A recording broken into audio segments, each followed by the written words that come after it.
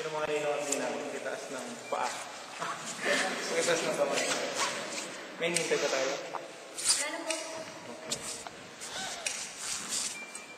Sige. Bago yung ritual ng binyag, mga konting paliwanag muna tungkol sa binyag.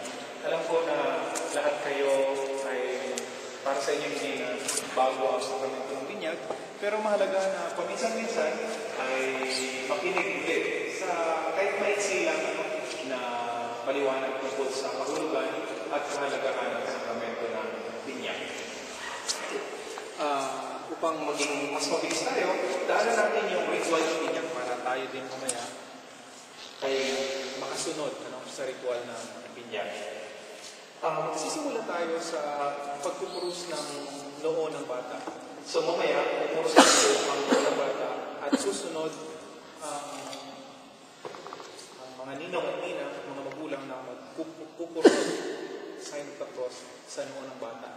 Mahalaga kasi isa sa mga pinaka-sentro ng ating pananampalataya ay ang krus. Sa pamamagitan ng tanda ng krus, tayo ay naligtas. Kung saan si Jesus ay binigay niya ang kanyang sarili sa pagkamatay sa krus para sa ating kaligtasan. At sa pamamagitan ng krus na yan, sa pamamagitan ng krus na yan, ay inililigtas ang bata. Sinasabi nila na ang lahat ng tao sinisilang sa mundo ay may minanang kasalanan. Kasalanang galing sa kasalanan ni na Adan at Eva. Hindi naman nangangahulugan na bago pa isinilang inyong anak, meron na siyang kasalanan. Ang pinakasimpleng kahulugan ng kasalanang mana ay dahil sa pagkakasala ng unang mga magulang natin, merong epekto ito sa daigdig. At ang lahat ng sinisilang sa daigdig ay nakakaranas ng epekto ng kasamaan at ng kasalanan. Kung kaya kasama dyan ang kamatayan, ang sakit, ang kasamaan, mga sakuna at kung ano-ano pa. So, ang bata na sinisilang sa daigdig ay dumadanas din ng ganitong mga karanasan. Kung kaya kailangang sagipin siya, binyagan sa ngalan ng Ama, ng Anak at ng Espiritu Santo sa tanda ng krus upang siya ay maligtas. Mapapasa kanya ang buhay na inilaan ng ating Panginoong Jesus. So yan ang tanda ng krus. Pangalawang mahalaga ay yung pagpapanibago ng ating mga pangako sa binyag.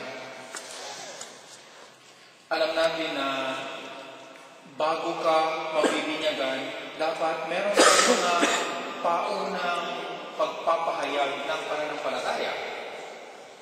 Dapat alam mo kung ano pinapasok mo, pumapasok ka sa buhay Kristiyano, dapat alam mo kung ano nangyayari sa iyo. Pero ang bata, walang kaalam-alam yan sa nangyayari ngayon. Kung kaya sa mga protestante, dapat binyagan ka pag meron ka ng may sa Ilonggo ko may buot na, may isip na, no?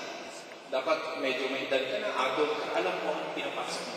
So, sa pagpapanibago ng ating pangako sa binyag, sa pamagitan ng Apostles' Creed na sa ibang formula ay tinatanong ng pare, sumasampalataya ka ba sa Diyos, may likha ng langit at lupa, nagsasagot tayo. Dalawa ang kahulugan niyan. Una, tayong mga ninong at ninang, mga dating binigyagan, ay pinapanibago natin ang ating pangako sa binyag. Pangalawa, ginagawa natin ito on behalf ng bata na walang pangkalan. So, ginagawa natin yung magpapanibago ng binyag para sa bata ito. Tayo ang nagdesisyon na siya ay binyagan. Kung kaya, sinasabi na ang pagpasok natin sa buhay Kristiyano, lalong-lalo na sa pagsisimula sa ating pagkabata, ang pagiging Kristiyano natin ay hindi pa ganap na ganap. Ito ay proseso. Kahit para sa atin, mga nandito ngayon. Ito ay proseso. First step, ang binyag, kumbaga. At dahan-dahan, ikaw ay tuturo sa iyong pagka-Kristiyano. Kaya mahalaga ang pinapapel ng mga magulang at ng mga ninong at ninang na turuan yung bata, akayin sa tamang paniniwala, tamang pananampalataya, upang habang lumalaki siya ay mas maiintindihan niya ang mga doktrina, ang mga pinapaniwalaan at pinapahalagahan ng simbahan. So, we do it on behalf of the child.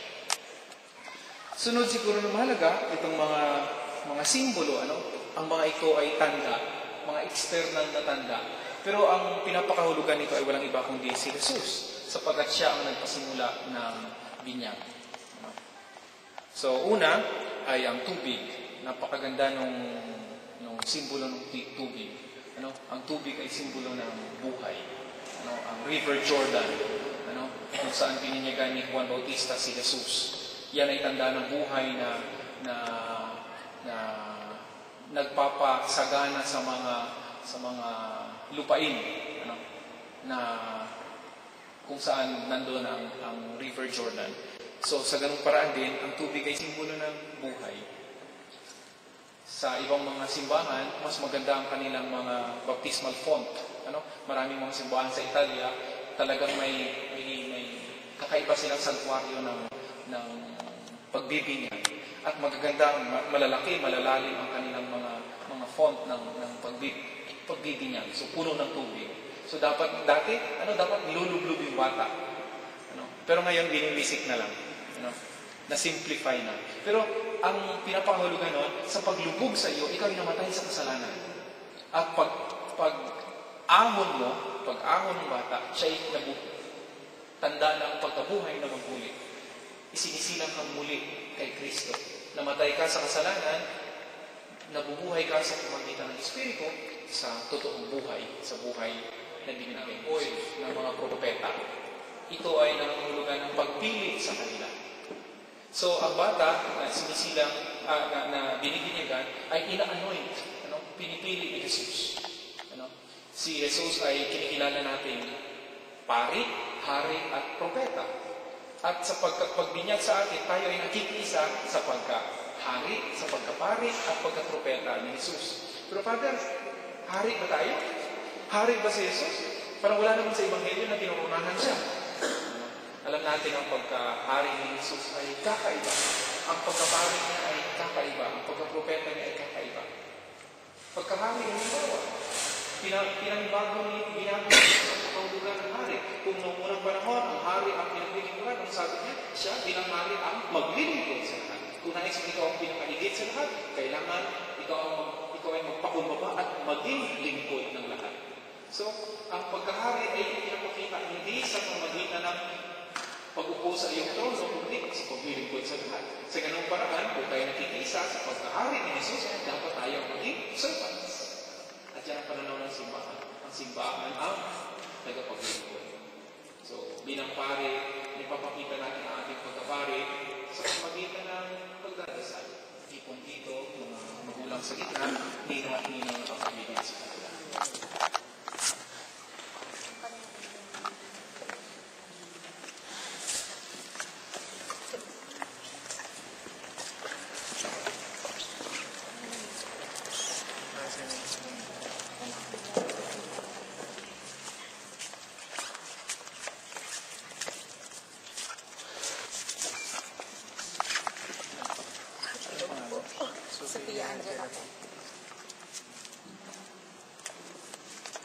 Sa ngalan ng Ama, ng Anak at ng Espiritu Santo. Amen. Mga kapatid, tayo nagagalak na magkatipon-tipon sa pagdiriwang na ito para sa sanggol kay Sofia Angela na magiging kaanib ng ating sambayanang Kristiyano. Sa pasimula ng ating pagdiriwang ng binyag, alam ko na pinapahayag ninyo ang inyong layunin bilang mga magulang na tanggapin ang sakramento ng binyag upang ang batang ito ay makiisa sa buhay ng Diyos at mapaanib ng ating sambayanang Kristiyano. At alam din natin ang intensyon ng mga ninong at ninang, ang kanilang kahandaan na tumulong sa mga magulang upang makain ang batang ito sa totoong pananampalataya. Sumainyo ang Panginoon. Ang mabuting balita ng Panginoon ay kay San Marcos. Papuri sa iyo, Panginoon. May nagdala ng mga bata kay Jesus upang hilingin ipatong niya sa mga ito ang kanyang kamay. Ngunit pinagdikaan sila ng mga alagad. Nagalit si Jesus nang makita ito at sinabi sa kanila, "Pabayaan ninyong lumapit sa akin ang mga bata, huwag ninyo silang sawayin, sapagkat sa mga katulad nila nag-aari ang Diyos. Ito ang tandaan ninyo, ang sino mang hindi tumatanggap sa paghahari ng Diyos, tulad sa isang maliit na bata, ay hindi mapapabilang sa mga pinaghaharian niya. At kinalong ni Jesus ang mga bata, ipinato ang kanyang mga kamay sa kanila at pinagpala sila. Ang mabuting balita ng Panginoon. Pinupuri ka namin, Panginoon.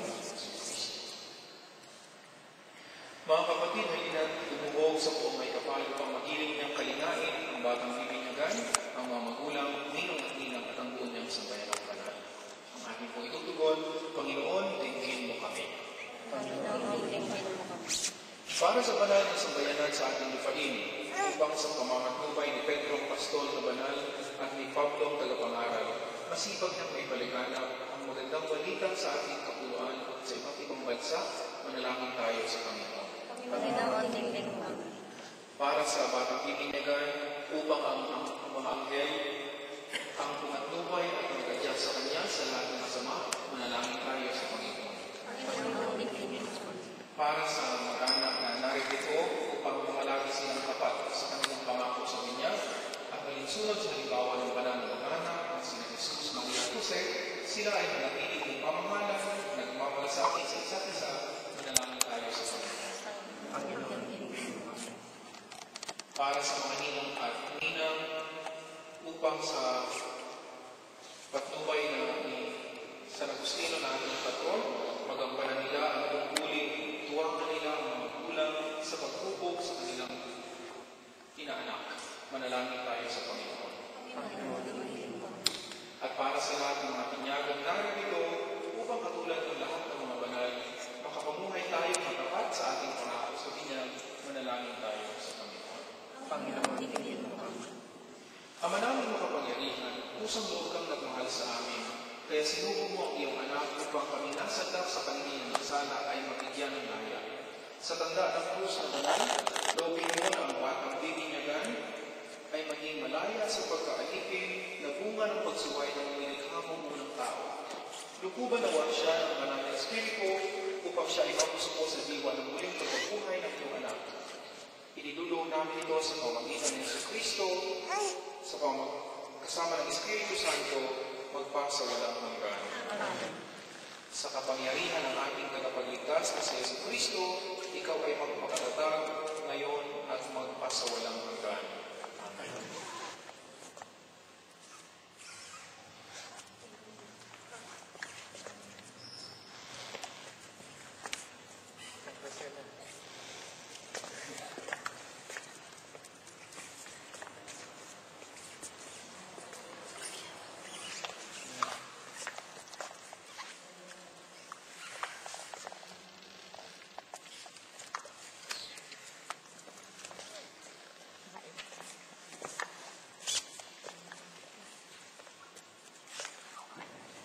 Halina't lumuhog sa Diyos na nagkaloob ng kanyang buhay sa mga sumasambalataya at nagpapabinyag upang ang kanyang paglupog at paglingap ay maidulot ng tubig na puspos ng kanyang pagbabasbas. Ama naming maawain, pinabukan mo sa binyag ang iyong buhay para sa umaanib sa iyong sambayanan. Kapuri-puri ka ngayon at kailanman. Ama naming mapagkalinga, pinagkakaisa mo ang mga tumatanggap ng pagbibinyag sa tubig at Espiritu Santo upang maging mga kapatid niya si Kristo. Kapuri-puri ka ngayon at kailanman. Ama naming mapagmahal, iniligtas mo ang mga tumanggap sa Espiritu ng iyong pag-ibig upang magkamit ng iyong kapayapaan. Kapuri-puri ka ngayon at kailanman. Ama naming lumikha, halina po kayo at basbasan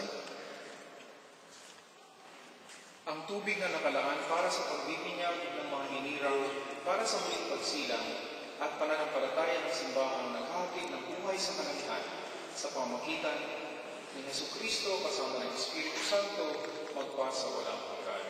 Amen. Mga minamahal na magulang, mga ninong at ninang, nung tayo ay binyagan, tayo ay naibing kasama ni Kristo upang kasama rin niya tayo ay makabangon at makapagbago ng buhay. Bilang tanda ng inyong pananagutan sa pagpupog ng inyong mga anak ayon sa banal na aral, sariwain ninyo ngayon ang inyong pangako nung kayo ay binyagan at tatalikuran ang lahat ng kasamaan at kasalanan.